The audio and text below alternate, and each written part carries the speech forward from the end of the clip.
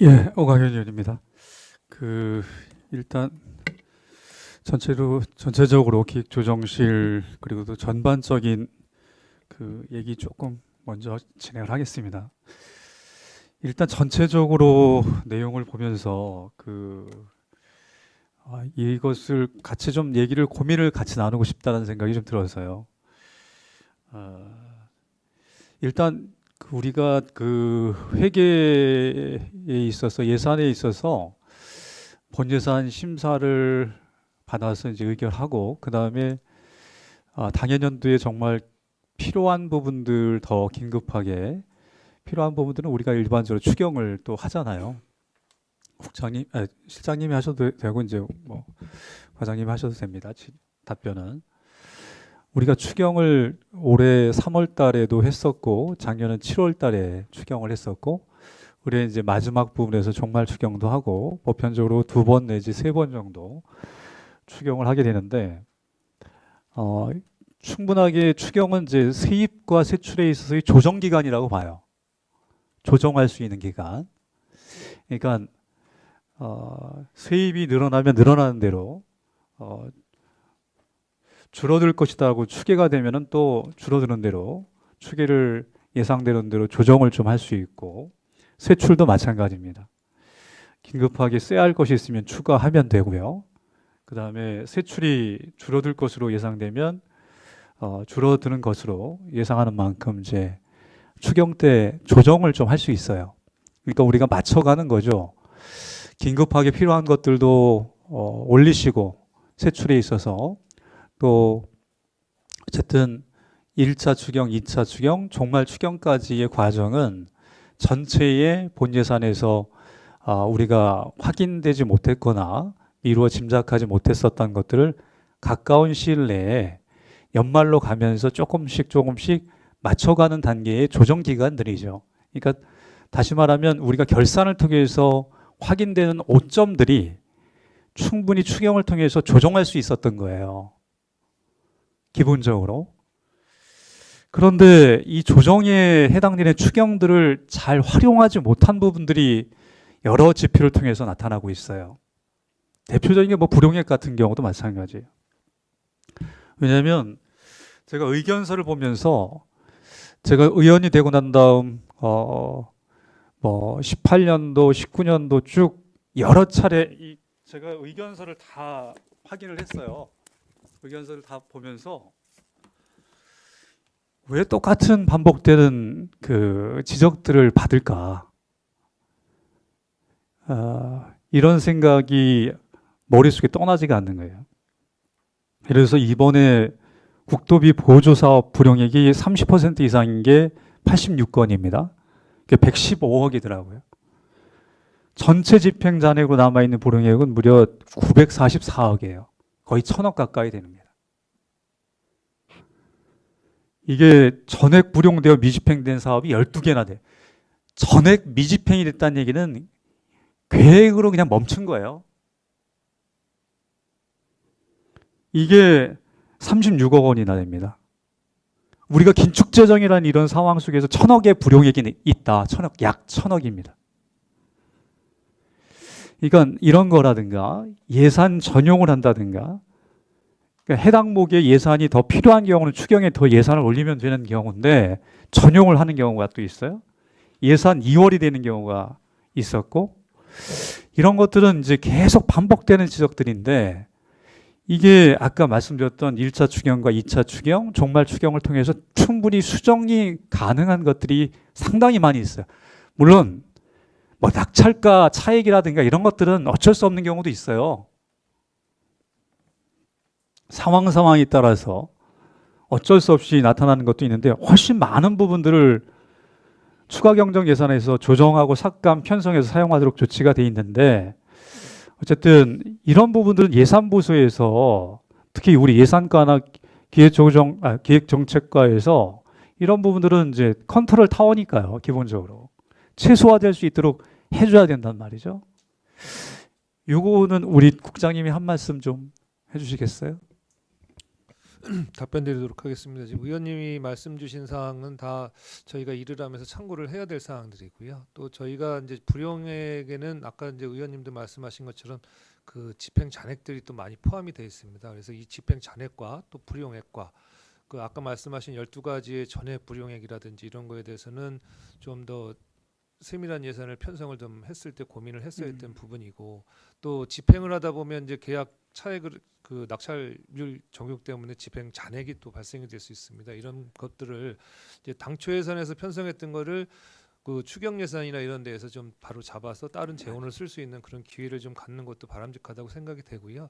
근데 저희가 이제 말씀드리고 싶은 거는 본 예산에서 편성을 해서 또 추경의 사업이 결정이 되고 잔액이 남았다 그래서 또 잔액을 다 삭감할 수 있는 그런 여력은 아니거든요. 그래서 그런 거 저런 거를 저희가 전반적으로 감안을 해서 예산 운영의 효율성 또 그 집행의 효율성 이런 걸 감안해서 운영하겠다는 말씀을 드리고, 지금 지적해 주신 사항에 대해서는 참 저희가 업무에 계속 고려하겠다라는 말씀을 드리겠습니다. 감사합니다. 제 기금 같은 경우 전체적으로 보니까요. 기금이 이제 여러 기금들이 있어요. 통합재정 안정화기금부터 시작해서 여러 각 과에 있어서 기금들이 있는데, 이 기금들은 그 쌈짓돈이에요. 쉽게 생각하면 시민들의 세금들을 모아서 정말 또 필요할 때 그 해당되는 것들의 부서들의 기금들은 또 활용 나중을 생각해서 활용하는 경우도 있고, 이자를 통해서 조금 더 지속적인 사업들을 꾸준하게 소액이라 하더라도 하고자 하는 의도와 목적이 있습니다. 근데 이런 기금 같은 경우를 예산부서에서 또 기획조정실에서 그런 부분들은 한번 기금이 있는 부서들을 모아놓고 기금 활용에 대한 교육이 필요해요.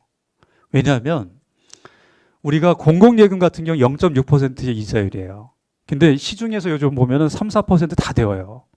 시중금리가.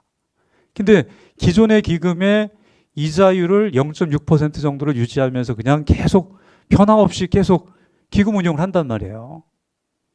그 손해인 거죠. 아니 돈을 딱 일정한 이 기금들 보면 보편적으로 적은 예산들이 아니라고요.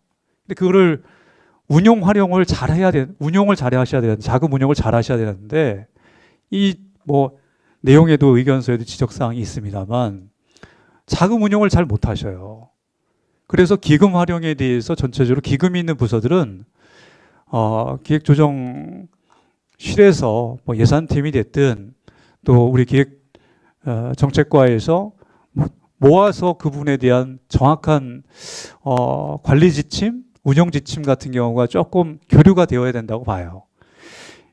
이게 유효자금에 대한 운영상의 미비점들이 여러 가지로 또 다른 지자체랑 비교해 보니까 나타나는 것들이 있다. 이자 수입에 손실이 발생되는 경우가 많이 있다. 이것도 돈이 긴축 재정의 입장에서는 이런 이자율 1%, 2%도 굉장히 몇천억 정도 되거나 몇백억 정도 되면은 굉장히 큰 돈이 된단 말이에요. 이런 부분들도 한 번 더 제고를 해주시길 바라고요. 하나만 더 말씀드리면, 성과보고서 전체적인 관리를 좀 잘해 주셨으면 좋겠어요. 23년도 77.94%, 22년도엔 78.77%였는데 이게 성과 지표상에 뭐 떨어지는 그런 모습들이 나타납니다. 점점 올라가야 되는데, 특히 전반적으로 이제 담당관실, 도시주택국, 미래도시 기반 조성 사업단 보니까 성과 보고서의 성과율이 특히 미래도시 기반 조성 사업단 25%예요. 성과 관리에 특별한 조치가 있어야 된다라고 봐요, 여기는. 이것도 관리가 전체적으로 우리 기획정책과에서나 좀 이게 있어야 된다라고 생각이 되는데, 이거는 우리 관장님께서 말씀 주시겠어요?